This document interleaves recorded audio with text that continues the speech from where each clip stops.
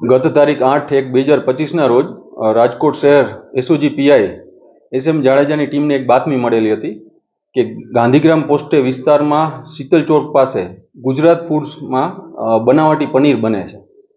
આ બાતમીના આધારે એસઓજી પીએસઆઈ હરિયાણાની ટીમ દ્વારા આ ગુજરાત ફૂડ્સમાં રેડ કરવામાં આવેલ હતી.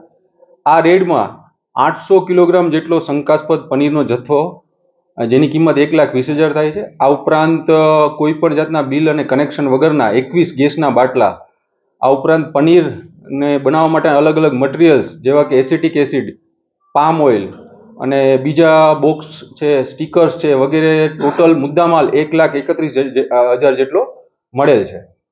ઉપરોક્ત બનાવ અન્વયે ફૂડ એન્ડ ડ્રગ્સ વિભાગને જાણ કરવામાં આવેલ છે. આ ઉપરાંત આ શંકાસ્પદ પનીરના અલગ અલગ સેમ્પલો લઈને ફૂડ એન્ડ ડ્રગ્સ વિભાગની લેબોરેટરી બરોડા ખાતે પરીક્ષણ અર્થે મોકલવામાં આવે છે. પ્રાથમિક તપાસમાં આ જગ્યા પર આ શંકાસ્પદ પનીર છેલ્લા 1 વર્ષથી બનાવતા હતા.